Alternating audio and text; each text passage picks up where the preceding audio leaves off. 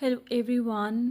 आज के इस वीडियो में हम कुछ डिफरेंशियल इक्वेशन के एग्जांपल डिस्कस करेंगे जिसमें हमें y के लिए सॉल्व करना है। क्वेश्चन है x minus Y P is equals to A P square.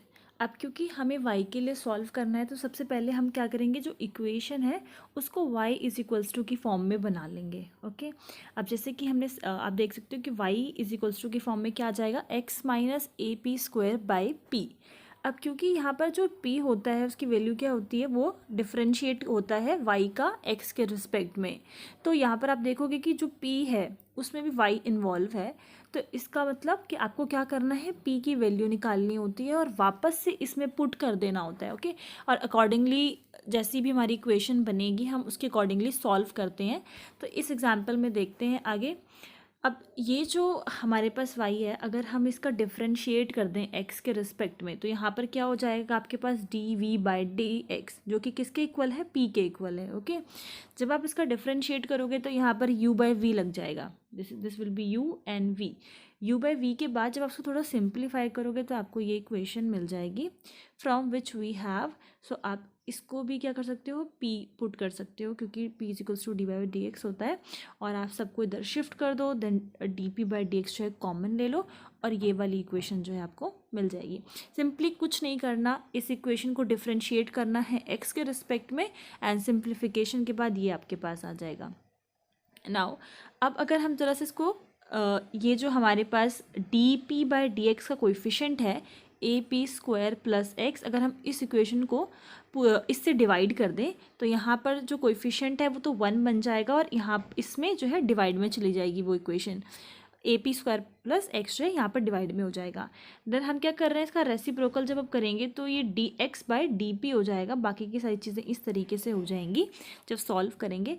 अब आप देखिए ये जो इक्वेशन यहाँ पर हमें मिल रही है वो लीनियर डिफरेंशियल इक्वेशन है, जो कि इस टाइप से हुआ करती थी, d y by D x plus में p y is equals to q की फॉर्म में हुआ करता था। मतलब जो वेरिएबल आपको यहाँ पर दिख रहा है वो वेरिएबल यहाँ पर रहेगा और उसका जो कोएफिशिएंट होगा सारा वो p कहलाएगा। तो रेसिप्रोकल के बाद जो इक्वेशन हमने सॉल्व करी है, जो हमें मिली है, आप देखोगे D x by d P की फॉर्म में है और x का जो कोएफिशिएंट होगा देन वो p कहलाएगा। तो हम क्या करते थे, एक्सपोन e to the power p d x, इसको निकालने का जो तरीका होता था। अब क्योंकि यहाँ पर एक सेकेंड डी पी है, यहाँ पर ये डी पी है, जैसे कि इस इक्वेशन में तो हम exponential E to the power integral P D X करते थे इंटीग्रेटिंग फैक्टर निकालने के लिए। ये हमारा इंटीग्रेटिंग फैक्टर निकालने का तरीका हुआ करता था। बट अब क्योंकि इसमें D x by d P है तो p के रिस्पेक्ट में डिफ्रेंशिएट हुआ है, तो x की जगह पर हम p के रिस्पेक्ट में यहाँ पर इंटीग्रेट करेंगे। ओके, और p की वैल्यू क्या है, p की वैल्यू है -1 अपॉन में p बाय 1 माइनस का p स्क्वायर। तो ये हमारे पास आ गया इसका इंटीग्रेटिंग फैक्टर। और इंटीग्रेटिंग फैक्टर निकालने के बाद सोल्यूशन किस तरीके से निकाला जाता था, लाइक अगर मैं आप लोगों को इस वाली फॉर्म का बताती हूँ, d by D x plus में p Y is equals to Q. अब क्योंकि यहाँ पर y के रिस्पेक्ट में जो है y का डिफरेंशिएट कर रहे हैं तो सोल्यूशन निकालने का तरीका होता था y इंटू में integrating factor is equals to whole integral q is equal q into में इंटीग्रल फैक्टर और इसका डिफरेंशिएट होता था प्लस c डिफरेंशिएट x के रिस्पेक्ट में। ओके, बट क्योंकि यहाँ पर अब जो फॉर्म है वो ये नहीं है, फॉर्म क्या हो गई, d x by d p plus में p x is equals to q की फॉर्म है। तो यहाँ पर इंस्टेड ऑफ दिस y यहाँ पर आ जाएगा x और यहाँ पे जो इंटीग्रल होगा वो होगा p के रिस्पेक्ट में। ओके, तो आप देख सकते हो x इंटू में यहाँ पे इंटीग्रेटिंग फैक्टर ये होता है इज इक्वल्स टू यहाँ पे इंटीग्रल कांस्टेंट c प्लस में जब आप इस q और इंटीग्रेटिंग फैक्टर को मल्टीप्लाई करोगे तो आपको यही मिलेगा। आप देख सकते हो क्योंकि ये जो फॉर्म यहाँ पर जो आपको मिल रहा है q की value A P by 1 plus में p स्क्वायर, वो यहाँ से कैंसिल आउट हो जाएगा। ठीक है, p से p कैंसिल हो गया और एक अंडर रूट है आधा कैंसिल हो जाएगा, यही बच जाएगा आपके पास। इसके बाद x की वैल्यू हमने निकाल ली, इसको सॉल्व करके ये जो इंटीग्रल आपको यहाँ पे दिख रहा है वो किसका है, साइन इनवर्स का। ठीक है, तो साइन इनवर्स पी आ गया। अब क्योंकि आपको x की वैल्यू y की वैल्यू निकालनी है, हम y के लिए सॉल्व कर रहे हैं, तो आप क्या करोगे, जिस x की वैल्यू जो है इसको सब्सिट्यूट कर दोगे इक्वेशन नंबर 1 में, ये जो आपके पास था, क्योंकि यहीं से हमें y की वैल्यू मिल जाएगी, तो x की वैल्यू को आपको सब्सिट्यूट करना है, और ये हमारे पास आ गया final answer. Okay, second example है y is equals to 2px minus का p स्क्वायर, और हमें सॉल्व करना है y के लिए। तो हम क्या करेंगे, इसको डिफ्रेंशिएट कर देंगे x के रिस्पेक्ट में। आप y इज इक्वल्स टू की ऑलरेडी फॉर्म में ये है जो हमें चाहिए होता है, हम क्या करेंगे p की वैल्यू के लिए सॉल्व करते हैं, लाइक डिफ्रेंशिएट कर देते हैं x के रिस्पेक्ट में। तो जब उसको डिफ्रेंशिएट करेंगे तो ये हमें मिल जाएगा, और अब थोड़ा सा सॉल्व करने पर हमें जो फॉर्म मिल रही है फिर से वही लीनियर फॉर्म मिल रही है, dx/dt, ये वाली dy/dx प्लस में p y is equals to q वाली फॉर्म मिल रही है, which is the linear differential equation. तो यहाँ से इंटीग्रेट, अब p की वैल्यू आप कंपेयर करोगे तो क्या मिलेगा, ये x 2/p, क्योंकि वेरिएबल x और x ये सेम होता है, ये दोनों सेम होते हैं, तो जो उसका कोएफिशिएंट होता है वो p कहलाता है।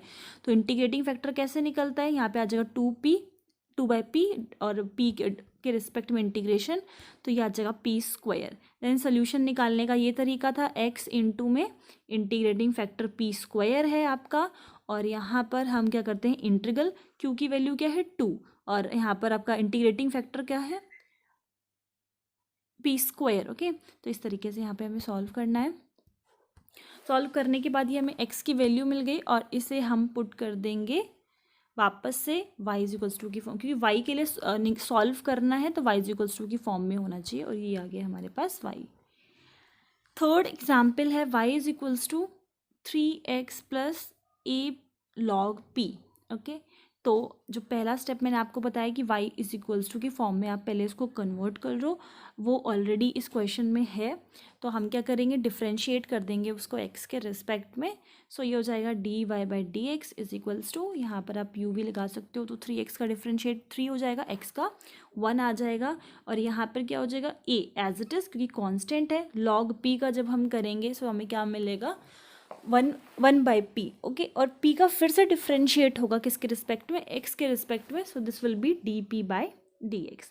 यहाँ पर ये जो dy/dx है किसके इक्वल है, p के इक्वल। ठीक है, तो ये आपको ध्यान रखना है, जब आप डिफ्रेंशिएट कर दोगे x के रिस्पेक्ट में तो आप इसको चेंज कर सकते हो, dy/dx को p में चेंज कर सकते हो।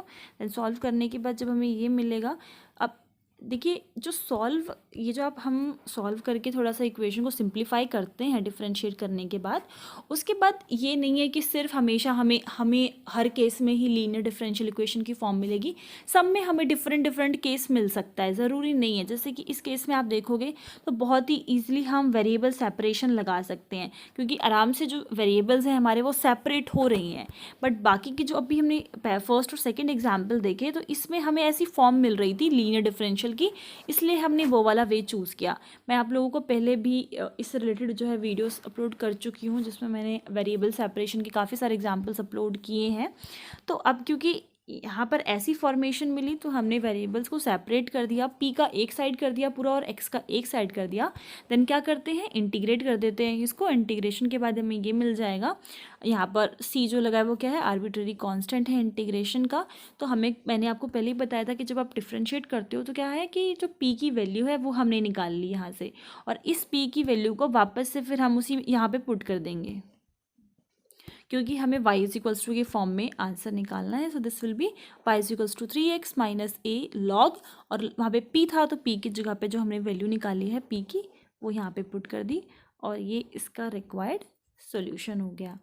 सो इसी तरीके से हमारे पास काफ़ी सारे एग्जांपल्स होते हैं, लाइक क्वेश्चंस हैं जो हम x के लिए सॉल्व कर सकते हैं, p के लिए सॉल्व कर सकते हैं। तो उन टॉपिक्स को मैं नेक्स्ट वीडियो में कवर करूँगी। इफ़ आपको यहाँ तक कोई प्रॉब्लम है तो आप लोग मुझसे पूछ सकते हैं, एंड आई विल ट्राई कि मैं सॉल्व फॉर y के कुछ और एग्जाम्पल्स भी डिस्कस करूँ। And okay, thank you.